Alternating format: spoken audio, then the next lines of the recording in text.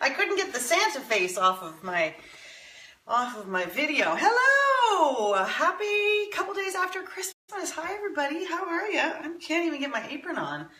It's freezing cold. It is minus like, 25 or something here. How are ya? How is everybody's Christmas? Welcome to the 20-minute cooking school. I am Claire Tansey. This is Claire Tansey's Kitchen. The 20-minute cooking school is about sharing all of the tips and tricks that make your cooking that much easier, more fun, and delicious. And it doesn't get much easier, more fun, and delicious than making the perfect martini. So I'm going to talk you through the perfect martini today. I figure, the holiday, the big New Year's Eve holiday is coming up. Hey, Mike. Hey, Linda. Hey, Naomi.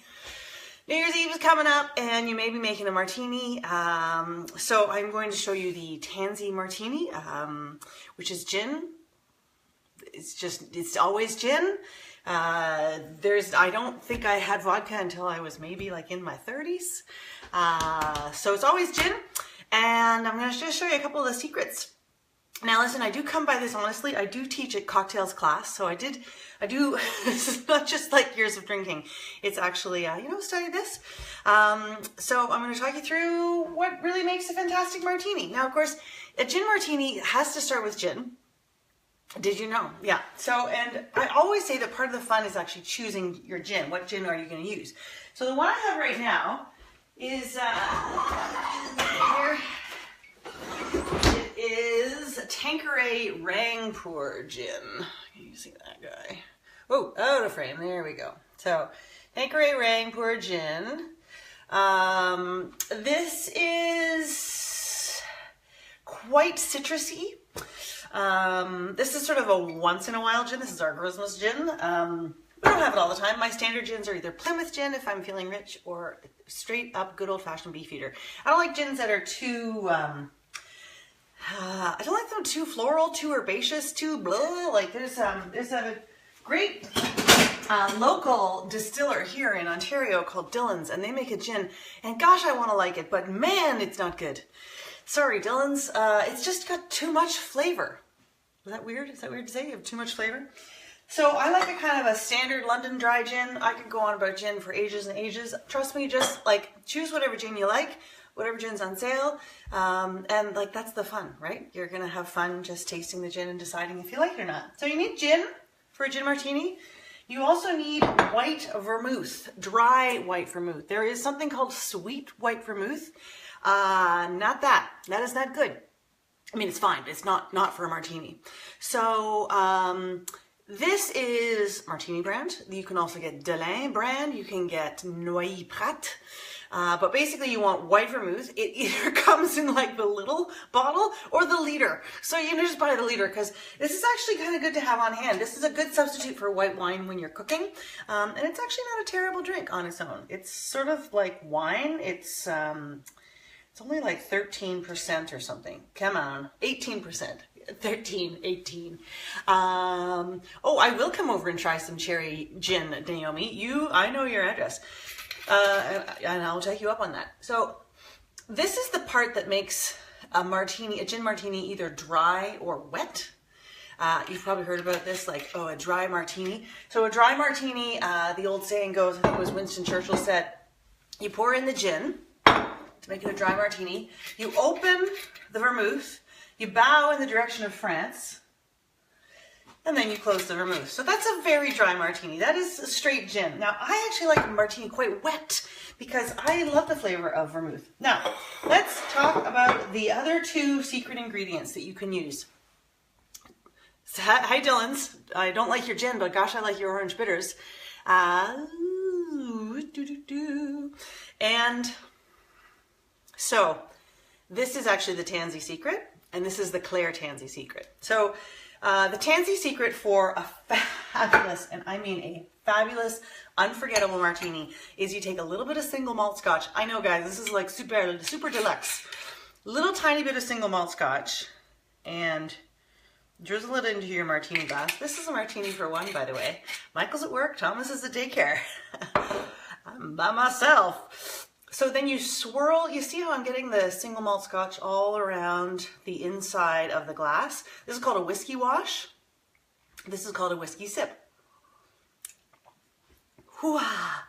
So that way I've got just that little tiny bit of really peaty scotch there on the inside, and that,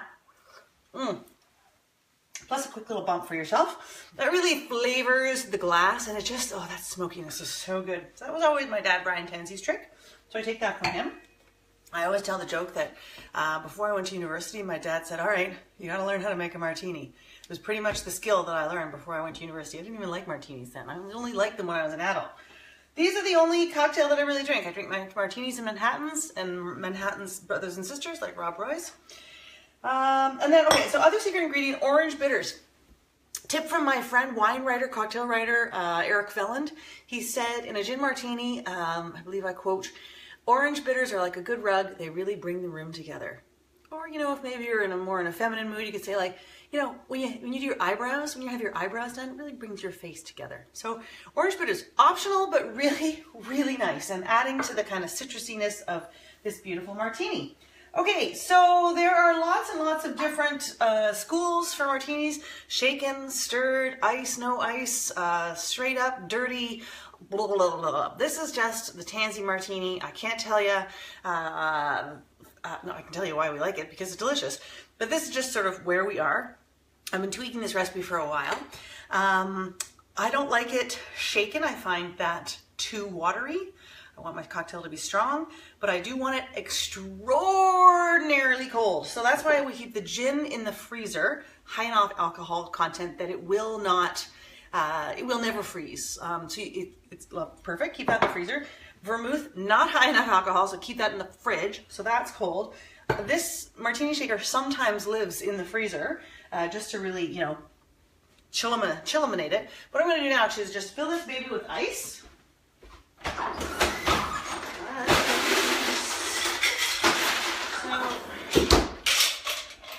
Ice. Now, martini for one, for me, sure, there are lots of measuring spoons out there, but this is the way I measure my martini. It's terrible. I don't know, it's not official. I add as much gin as I want in my glass, and then I put that in the shaker. Then it's roughly 3 ounces of gin to 1 ounce of white vermouth. So if you're wondering about ounces and you don't have a measuring, like a cocktail measurer, 1 ounce is 2 tablespoons. So 1 ounce, 2 tablespoons. So that would make 3 ounces of gin, 6 tablespoons. This is a strong drink, my friends. This is a strong drink. So that was about 3 ounces of gin, 1 ounce of vermouth, and then like 2-3 drops of this stuff. This is hyper concentrated. Boop, boop. And remember, I've already got the whiskey wash happening in here and today. I know it's a perfect drink for today, Naomi. It's going to warm me right up. Now, meanwhile, I told you that I don't like it shaken because I find that little bits of ice get broken up and they get incorporated into the drink and it dilutes it. And what I always say about cocktails is they should be 3 things. This is true. This is true. A cocktail should be extremely strong in alcohol. So rye and Coke, that's not a cocktail. That's a mixed drink. You know, gin and tonic, not a cocktail. That's a mixed drink. Cocktails are cosmopolitans, martinis, Manhattans, old fashions, strong, strong, strong drinks. But why are they supposed to be strong? Well, because you're supposed to have one. This is tenet number 2. So number 1, strong alcohol. Tenet number 2, you're only supposed to have 1 cocktail. Now, I have broken this rule many a time, but when you're crafting a cocktail, the idea is to make it so beautifully strong, and also the qualities we're going to talk about in point number 3, that you only have 1. Sometimes you've had a crazy day and you have another small one afterwards, but you certainly do not drink cocktails all night unless you are like cray. So 1 cocktail, strong alcohol, and a cocktail should always be, this is tenet number 3, bracing, refreshing, and like reinvigorating. So I'm going to show you what you need to do when you take your first sip of a cocktail. It should actually make you shiver. It should actually like, brrr. So what it does is it wakes you up.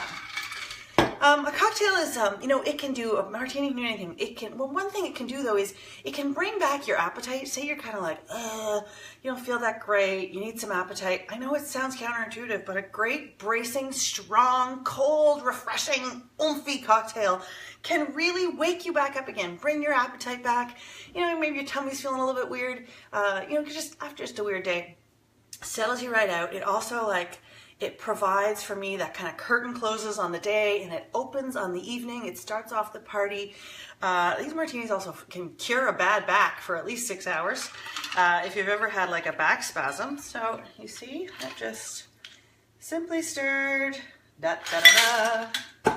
And that, my friends, is, I don't want to spill this. A perfect martini. Very large, very cold, and this is what you're supposed to do when you sip it. Like I actually have a physical reaction. That's it. Okay, now we can talk about garnishes till the cows come home. I frankly don't really need a garnish, but if I had to, I like a sweet pickled onion or a little twist of lemon.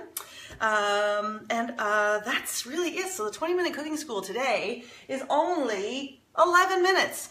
Perfect cocktail, perfect gin martini. Hit me up with your questions if you have them about what gins are super fun. Honestly, the gins are the most fun. The trouble is that we only ever have them in martinis. We just don't make any other cocktails. So I love my Rangpur, I love my Beefeater, and I love my Plymouth. I'm telling you, one is enough. It wakes you up, it starts off the party, and it's a fabulous little drink. Guys, cheers, Joanne. Nice to see you. How did the turkey turn out? How did the 25-pound turkey turn out? How does everybody's turkeys turn out? We had a fabulous turkey. We're going in for leftovers tonight. Hardcore! Mom and Dad just left today. We had a really lovely Christmas, a wonderful Christmas for Thomas, who was very excited, and beautiful white Christmas here. And we got to go tobogganing on Christmas Day. It was just such a fabulous, wonderful Christmas. But I am glad to have my house back and a little 4 o'clock martini. So remember, cocktails should be strong alcohol. 2. You just really have 1. So it's strong enough that you only need 1. Yes, you can move on and have a glass of wine afterwards, but you do not have any more cocktails. And 3, it should be bracing and refreshing, and it should make you shiver and shudder. You just got a couple of sets of coupes, Mike. Yes, we often do these in coupes, which is like, that kind of rounder champagne glass. Love that.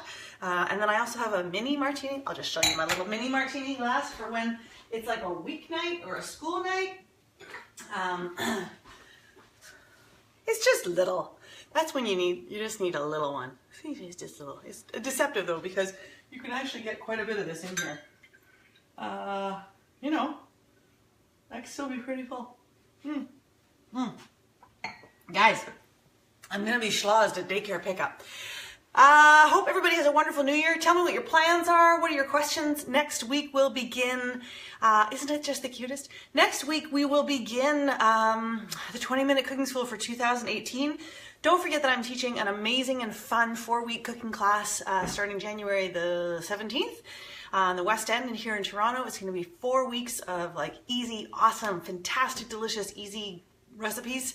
You'll watch me make it, and then you get to make it and take yours home. So it's going to be such a good bargain and a great deal, and you're going to get your meals out of it. Otherwise, guys, thank you so much for tuning in to the 20-minute cooking school in 2017. It has been my absolute pleasure. It's always nice to finish the year with a martini. I hope you guys have a happy, happy new year, and I will see you in 2018. Bye for now.